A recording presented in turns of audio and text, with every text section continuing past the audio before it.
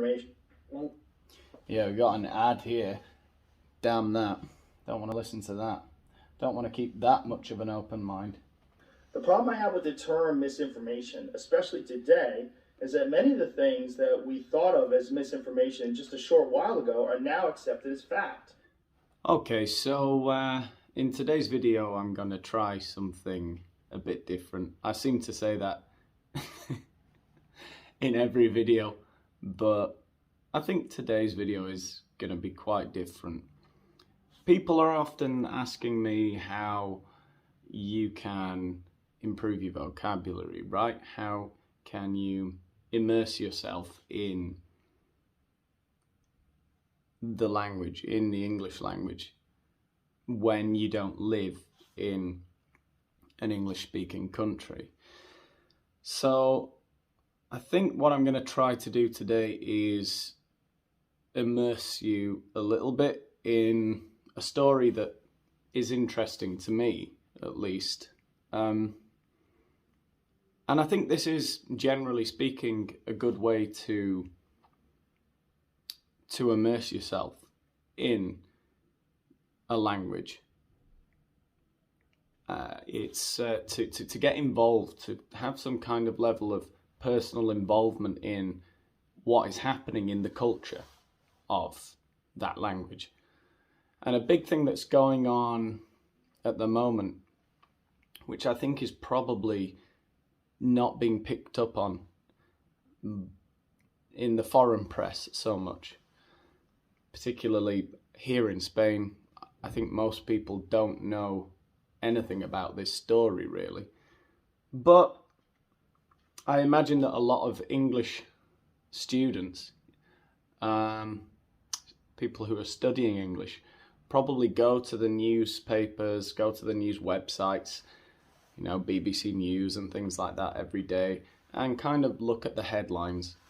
And I think maybe this is one that would go over people's heads a little bit. And it's the story about this man, Joe Rogan, the biggest podcast host in the world. He hosts the biggest podcast, not that he's the biggest. He's quite big himself. Not tall, just very muscular.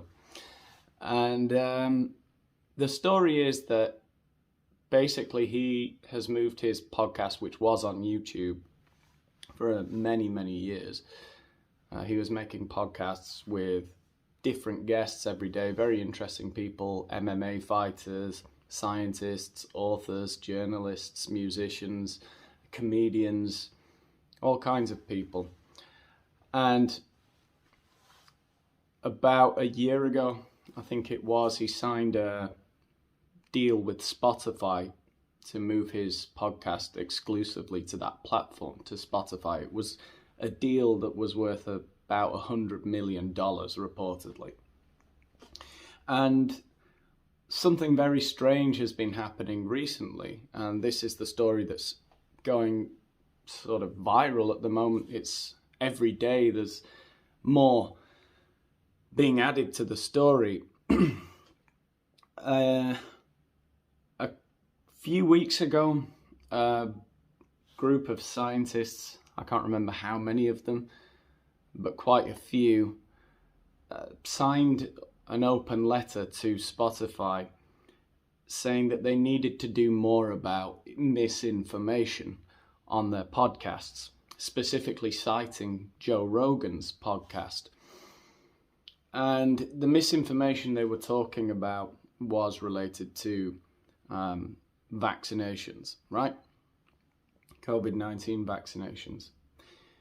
And they were talking about a podcast, specifically a couple of recent podcasts where Joe Rogan spoke to, there was one with Dr. Robert Malone, I think he was called, who is an expert in mRNA and holds several patents on mRNA technology, from what I understand. And he is skeptical about vaccines I think it's giving vaccines to children that he was worried about, or something like that.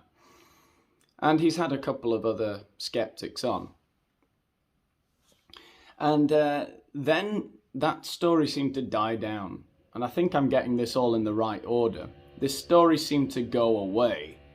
And then suddenly, last week, the musician Neil Young decided that he was going to take all of his music off Spotify in protest. He said you can have Neil Young or you can have Joe Rogan, but you can't have both.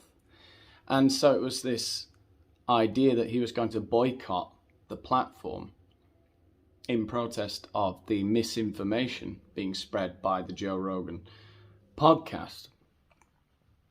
And this is a story that, again, I thought it was going to die down and just be a nothing, what we call a nothing burger, or the Americans call it a nothing burger.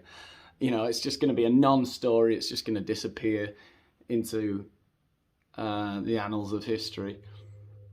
But that wasn't the case, and it seems like every day for the last, 10 days, 2 weeks, we've seen more and more artists saying they're taking their music off Spotify, protesting against Joe Rogan because of misinformation, right? And it is something that I feel involved with, right? How can I explain this exactly? I love the Joe Rogan podcast.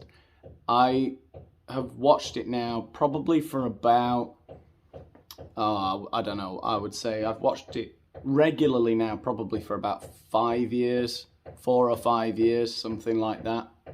Sorry about the hammering. I really need to get a microphone. I don't know what it is in my house. They're always hammering. They're always, they're never going to finish. I don't know what they're building up there. But anyway, yeah, I've been a regular viewer of the Joe Rogan podcast probably for about 4 or 5 years.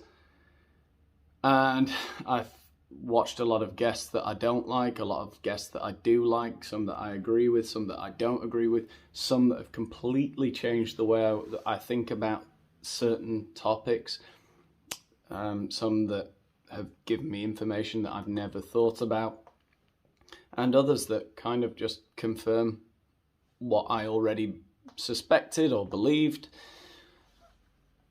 The point is, there have been a great variety of guests on this podcast over the year, and it's really fun to watch.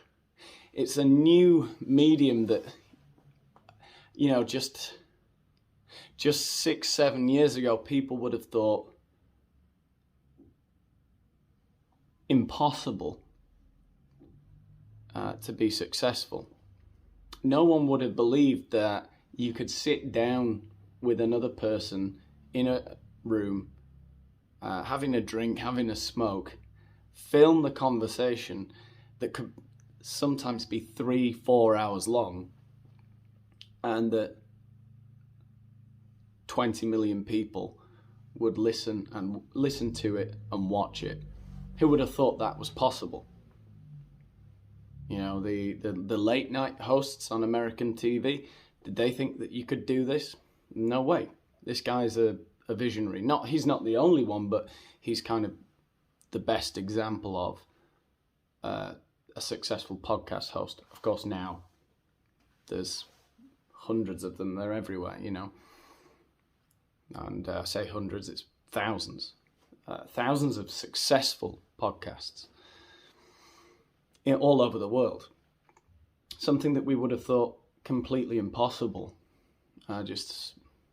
Probably 10 years ago, you would never have dreamt that this guy, who was a relatively successful TV presenter, actor, comedian in the US 15 years ago, you'd never have thought that he would be getting more listeners and viewers than all of the other shows, all of the other talk shows combined on US TV now. I think Spotify have said, or people have said recently, that his average audience for one podcast is 11 million people. It's insane. It's insane. I think his viewership has probably declined to some degree since he left YouTube, because before then you could get his podcast on all of the streaming sites. You could get it on YouTube, you could listen to it on iVoox and stuff like that. So he has probably lost viewers or listeners, and still is averaging about 11 million listeners or viewers per episode. So the strange thing for me about this is it seems like there are people like Neil Young and people who are not into Joe Rogan, people who are not into this sort of new podcast era of things. The way things are being done now, they're not really with it. They're not really along for the ride. I don't think they get it. I don't think they listen to any Joe Rogan episodes for more than 5 or 10 minutes. They're probably listening to sound bites or clips or what other people say about him. And I think they're getting it all wrong. And the reason I wanted to talk about this is, for me personally, I had a similar journey. I had a similar reaction to Joe Rogan when I first heard about him. And it was this cynical skepticism that I had of a guy who's just, sitting down and talking to people. What's that? That's rubbish. I had a very old-fashioned mindset. And it's a really interesting, for me at least, a really interesting story of how I got to really love the Joe Rogan podcast and love everything that this guy stands for, really. And it's bizarre because it all started, I think, for me, when I was about 16. I never used to read, but I started thinking about atheism for some reason. I went to a Catholic school and I started thinking, I think everyone has a sort of atheistic phase. And I started thinking about, well, do I believe in God and all of this kind of thing? And I remember I read Richard Dawkins' book, The God Delusion. And that got me into critical thinking quite a lot at that age, and skepticism. And, there's all those analogies of the celestial teapot and the flying spaghetti monster and things like that, which I found to be very clever as a 16-year-old, very clever analogies. The blind watchmaker, all of that kind of thing. And then I stumbled across, in fact, I think my dad recommended it to me, a podcast. I guess it was a podcast, yeah. And it was Skeptoid. It was called Skeptoid. It was about skeptical analysis and critical analysis of normally paranormal phenomenon or urban legends, things like that, and trying to give logical explanations for things that people really firmly believe, yet don't have much evidence. So it was myth busting, essentially. And the drilling's back. Well, that's fantastic. Yeah, so it was kind of like a myth-busting podcast. It was this guy, it was Brian Dunning.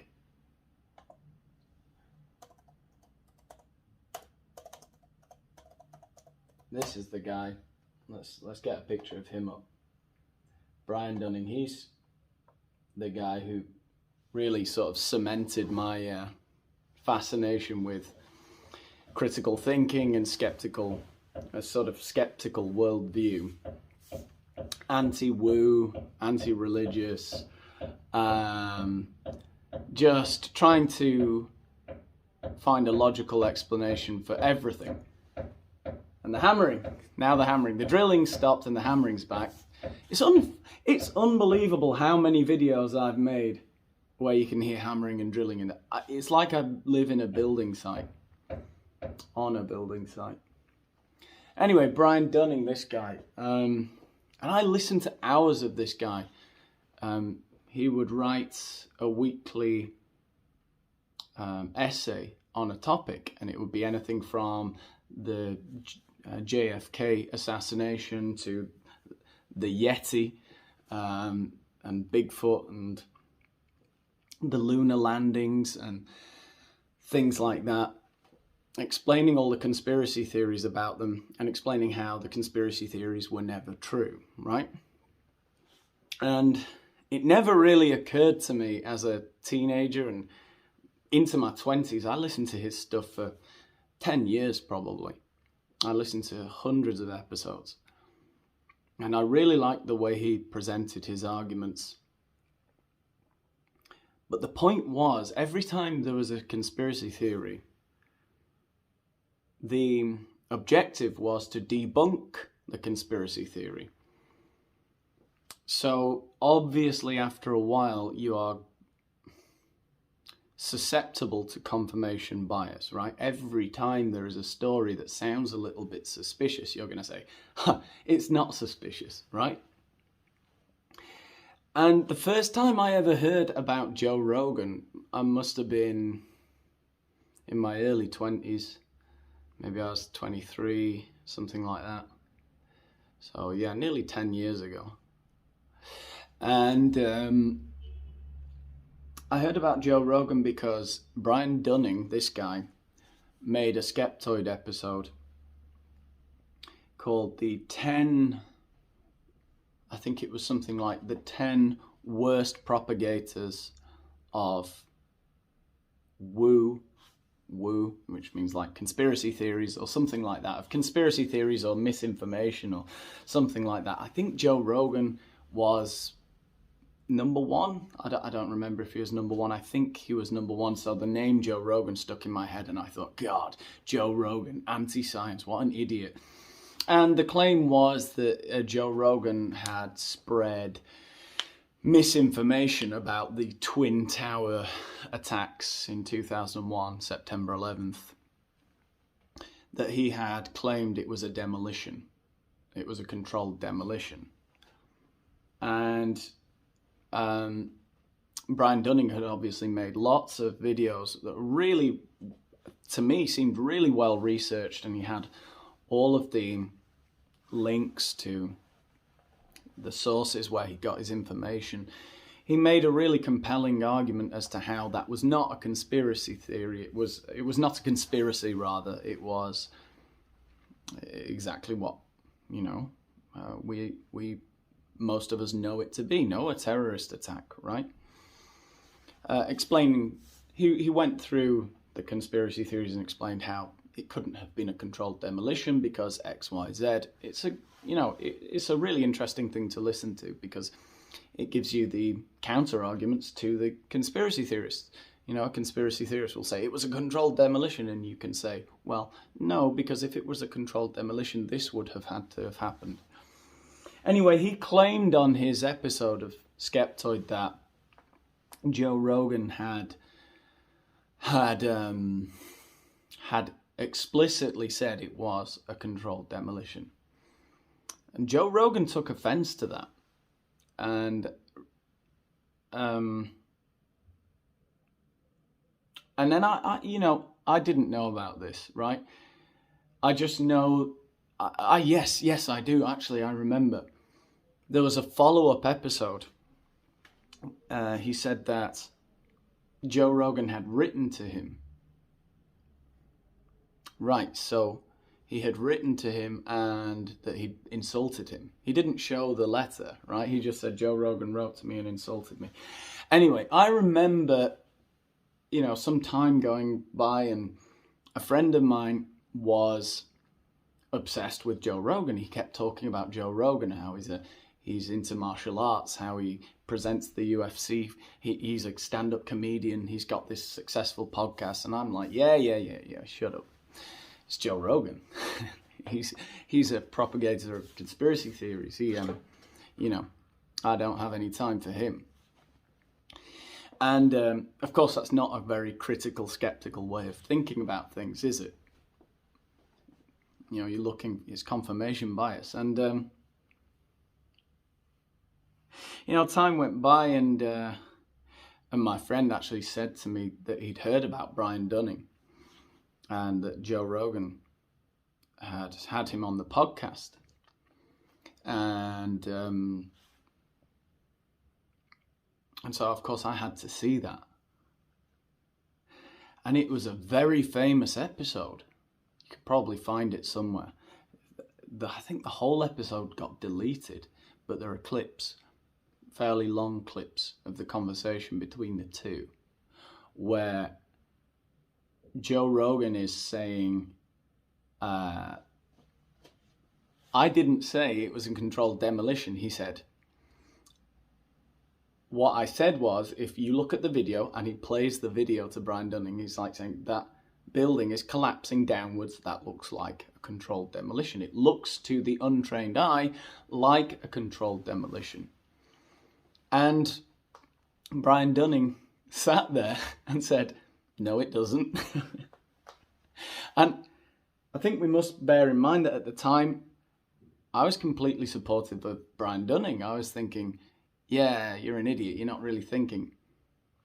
It's like, but I listened to it again and again, and I said, you know what? What Joe Rogan is saying is, I'm not saying it is a controlled demolition. I'm saying it looks like one, right? And therein lies, by the way, the humility of Joe Rogan. He doesn't want to sound like an intellectual. I guess he's not a stereotypical intellectual type, but he's got a curious mind, and he's not afraid to make a fool of himself and say things that sound stupid. I mean, he's a stand-up comedian, a very successful one, so you can't be afraid of making a fool of yourself, and he's not. So he's not the same as Brian Dunning, who's this software developer, science communicator. By the way, not a scientist. Exactly. But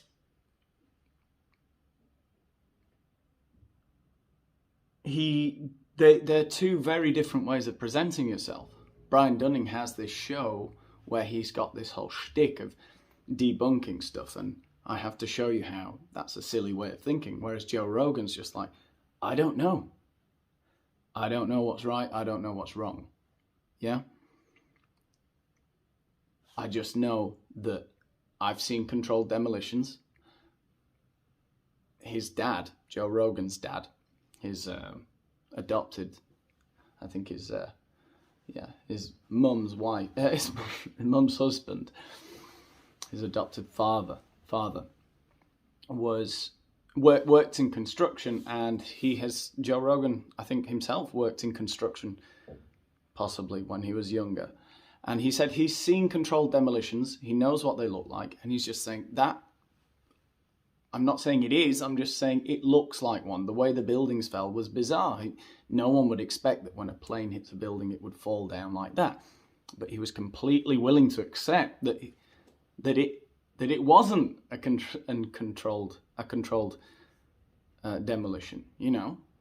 He wasn't saying that it is. He's saying that it looks like it. To an idiot like me, I would say, yeah. So he was trying to understand. He was trying to get into the headspace of both sides of the argument. And it took me a while to get to understand that.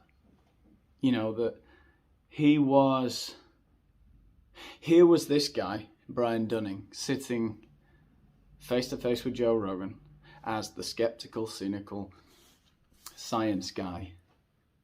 And then this stand-up comedian all along was the real critical thinker, the real scientific mind, essentially, the one who isn't afraid of making mistakes and being wrong and listening to both sides and collecting as much evidence as you can without necessarily drawing a conclusion, a cause-effect relationship. And I started listening to more of Joe Rogan. I started listening to how he's changed his view on things over the years. In the 1990s, he was obsessed with the moon landing conspiracy theories, and he changed his mind on that. He was obsessed with aliens and has kind of relaxed that belief as well, you know, that aliens have visited Earth, but he's still interested. A couple of years ago, he had a guy called Bob Lazar on his podcast. I think it was Bob Lazar. Let's just check that. Am I getting that right? Yeah, that's the guy. Yeah. Yeah, this guy. I think it's this guy. Is that him? Yeah. This guy was on the podcast, and this guy claims to have worked in Area 51 or something near Area 51 and claims to have seen aliens. And it was a really interesting podcast, and I can watch that now thanks to Joe Rogan, thanks to years of sitting down and listening to people that I don't agree with or that I don't understand or that I'm just not sure about. I sat down and listened to that guy talk for 2 hours about how he's seen alien spacecrafts, and I just enjoyed the conversation. I don't know if this guy's crazy. Maybe he is. Maybe it's true, but it's good to listen to him. And then Joe Rogan, I think, got everything really right in his response. In fact, I'm going to show it now. He's responded over the last couple of days. He made a video responding to all the criticism he's getting over these podcasts in which there is misinformation, right? I think it was just pitch perfect. His response was about as measured as you can get. It was brilliant. And he responds by explaining that he understands that people have different views on this, and that is why he's invited lots of different people onto the show. He likes listening to people. In fact, I'm just going to let you listen to him for a while. I'm going to give a few comments on it, of course, but I think this is a really good response and basically sums up the way I feel about this whole controversy and clearly how he feels about it, you know. And I think it would be good if we all had a bit of a more open mind, like Joe Rogan. I mean, let's just listen to what he says. Friends, I wanted to make a video to address some of the controversy that's been going on over the past few days. And first of all, to say thank you to everyone that sent love and support. I truly, truly appreciate it. And it's been very nice to hear from you. I wanted to make this video, first of all, because I think there's a lot of people that have a distorted perception of what I do, maybe based on sound bites or based on headlines of articles that are disparaging. The podcast has been accused of spreading dangerous misinformation, specifically about 2 episodes, a little bit about some other ones, but specifically about 2. One with Dr. Peter McCullough and one with Dr. Robert Malone. Dr. Peter McCullough is a cardiologist, and he is the most published physician in his field in history. Dr. Robert Malone owns 9 patents on the creation of mRNA vaccine technology and is at least partially responsible for the creation of the technology that led to mRNA vaccines. Both these people are very highly credentialed, very intelligent, very accomplished people, and they have an opinion that's different from the mainstream narrative. Yeah, so I think he makes initially a really good defense of the two people he had on his podcast. And he's just saying, look, I invited these people on. They are experts and they disagree with the mainstream narrative. That shouldn't be illegal, right? Surely we can listen to them. But then he goes further. He explains how he's had people on who do hold the counter argument, right? I have to say as well, the people who have the mainstream views, they seem less likely to engage in conversation. It's like they don't like debate. And that's the problem with the mainstream, always. We need sometimes a counterculture because the mainstream becomes too dominant. Surely we have to listen to people, at least. We can debunk them, we can argue with them, we can disagree. We can tell people, no, don't listen to them. But you don't want to deplatform them. I don't know. You don't want to force other ideas underground. Because that, if anything, that just proves that what they're saying, or at least to people who believe them, it just proves their point, right? What their opinion is. I had them on, and because of that, those episodes in particular, those episodes were labeled as being dangerous. They had dangerous misinformation. Yeah, we got an ad here. Damn that. Don't want to listen to that. Don't want to keep that much of an open mind. The problem I have with the term misinformation, especially today, is that many of the things that we thought of as misinformation just a short while ago are now accepted as fact. Like, for instance, 8 months ago, if you said, if you get vaccinated, you can still catch COVID and you can still spread COVID, you would be removed from social media. They would ban you from certain platforms. Now, that's accepted as fact. If you said, I don't think cloth masks work, you would be banned from social media. Now, that's openly and repeatedly stated on CNN. If you said, I think it's possible that COVID-19 came from a lab, you'd be banned from many social media platforms. Now, that's on the cover of Newsweek.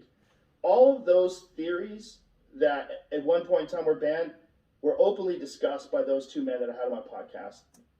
Yeah, so I think he's making a great point there, is that information changes over time, and it seems like over the last couple of years, views can only go in one direction, and I think we're all at a bit of a loss as to what is going on, really, over the last couple of years. I don't think anyone knows the exact answer to everything. And he gave three really good examples there of things that just a few months ago would see you banned from the internet, basically. Banished from the public square. And I don't want to repeat them. I don't want to get banned, I'm scared of saying things, But it's absolutely true. Things that a few months ago, if you said them, would have been unacceptable. And now they're part of the mainstream narrative. It's not right. It's like, you can't say anything until we confirm it. You can't even suspect anything until we confirm it. That's not the world I want to live in, myself. I think it's good to have the free flow of ideas, and this is something I didn't really understand when I was listening to Brian Dunning as a teenager and in my early 20s. But I do understand now as a 30-something-year-old, I think. I don't know. of dangerous misinformation. I do not know if they're right. I don't know because I'm not a doctor, I'm not a scientist. Yeah. I'm just a person who sits down and talks to people and has conversations with them. Do I get things wrong? Absolutely, I get things wrong, but I try to correct them.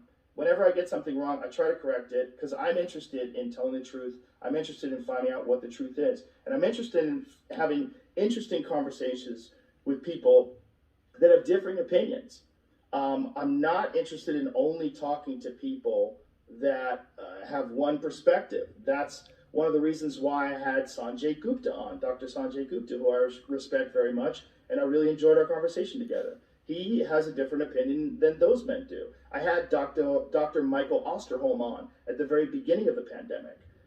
He is on President Biden's COVID-19 advisory board. I had Dr. Peter Hotez on, who is a vaccine expert. I'm interested in finding out what is correct, and I'm also finding out how people come to these conclusions and what the facts are. Now, because of this controversy, and I'm sure there's a lot of other things going on behind the scenes with these controversies, but Neil Young has removed his music from the platform of Spotify, and Joni Mitchell, and apparently some other people want to as well. I'm very sorry that they feel that way.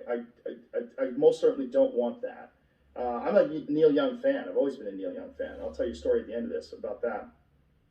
One of the things that Spotify wants to do that I agree with is that at the beginning of these controversial podcasts, like specifically ones about COVID, is to put a disclaimer. Yeah, so basically that seems to be the fallout from this whole controversy. That Spotify are going to put like a warning on his podcast now if they mention vaccines, if they mention COVID-19. Which seems fair enough. Whatever, man. Well, here we're going to talk about something controversial. You may agree, you may disagree, but we're not responsible for what the people say. I love the Joe Rogan podcast, and I think he's been, for me at least,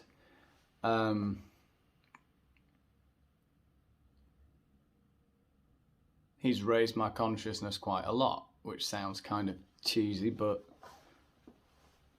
I like what he does. I find it interesting. I like the fact that he speaks to lots of different people from lots of different places, lots of different fields.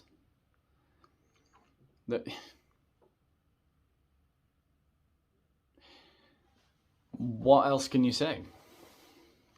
People are trying to boycott him. I don't know. I don't think they're going to win.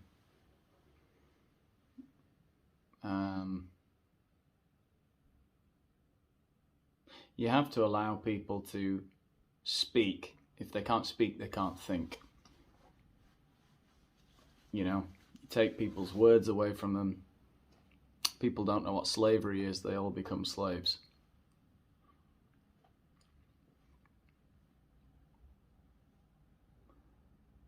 I think we all just need to listen a bit more. Probably me the first. I don't listen very well. Not to other people. I can sit down on my own and collect my thoughts. So maybe it's something I need to work on. Probably something we all need to work on. Anyway, this video definitely was a bit different, no? I don't know. I'll see you in the next one.